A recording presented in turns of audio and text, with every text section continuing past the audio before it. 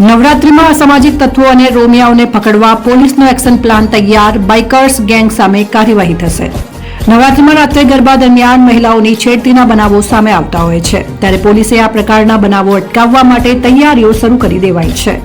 આગામી 22 તારીખે નવરાત્રી શરૂ થશે। નવરાત્રીમાં રાત્રે ગરબા દરમિયાન મહિલાઓની છેડતીના બનાવો સામે આવતા હોય છે, ત્યારે પોલીસે આ પ્રકારના બનાવો અટકાવવા માટે તૈયારીઓ શરૂ કરી દેવાઈ છે। બીજી તરફ આ સમયગાળામાં ચોર ટોળકી પણ સક્રિય થતી હોવાથી પોલીસે તેમને પકડવા માટેનો પ્લાન પણ તૈયાર કરી દીધો છે। 12,000થી વધુ પોલીસની ટીમ બંદોબસ્તમાં હાજર રહેશે। અમદાવાદના ડીસીપી રીમા મુનસીએ કહ્યું હતું કે નવરાત્રીમાં પોલીસ દ્વારા લોકોની સલામતી અને સુરક્ષા, મહિલા સુરક્ષા, ટ્રાફિક અને કાયદા વ્યવસ્થાની જાળવણી માટે એક્શન પ્લાન તૈયાર કરવામાં આવ્યો છે। નવરાત્રીના પર્વમાં 12,000થી વધુ પોલીસની ટીમ બંદોબસ્તમાં હાજર રહેશે। ગરબાની રમઝટ વચ્ચે ખેલૈયાના સ્વાંગમાં અસામાજિક તત્વો અને રોમિયો સાથે ચોર ટોળકી પણ સક્રિય થાય છે। આ ટોળકી મહિલાઓની છેડતી અને મોબાઈલ તથા પર્સ જેવી કિંમતી ચીજોની ચોરી કરે છે। આવી ઘટનાઓને લઈને અમદાવાદ પોલીસની સી ટીમ મેદાનમાં આવી છે। સી ટીમનો ખાનગી રીતે બંદોબસ્ત ગોઠવવામાં આવશે। તેમણે વધુમાં કહ્યું હતું કે નવરાત્રી દરમિયાન મહિલા એસીપી, પીઆઈ, પીએસઆઈ અને સી ટીમનો ખાનગી રીતે બંદોબસ્ત ગોઠવવામાં આવશે।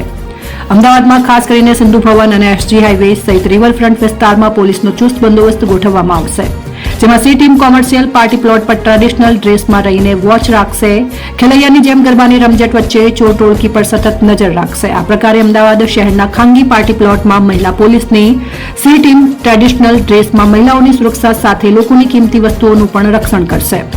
બાઇકર્સ ગેંગ સામે પણ પોલીસ કડક કાર્યવાહી કરશે। શહેરમાં ગરબા આયોજક દ્વારા પાર્ટી પ્લોટમાં તૈયારીઓને આખરી ઓપ આપ્યો છે, ત્યારે નવરાત્રીના ટ્રાફિકની સમસ્યાઓ વધતી હોય છે, જેથી ટ્રાફિક પોલીસે આ વખતે વિશેષ વ્યવસ્થા ગોઠવી છે। ખાસ કરીને ટ્રાફિક પોલીસ, હોમગાર્ડ અને ટીઆરબી સહિત 400 જેટલા પોલીસ કર્મચારીઓ ટ્રાફિક વ્યવસ્થામાં તૈનાત રહેશે। આ ઉપરાંત ટ્રાફિક પોલીસે મોટા વાહનોના પ્રવેશ માટે રાત્રે 2 વાગ્યા સુધી પ્રતિબંધિત રાખવામાં આવ્યા છે।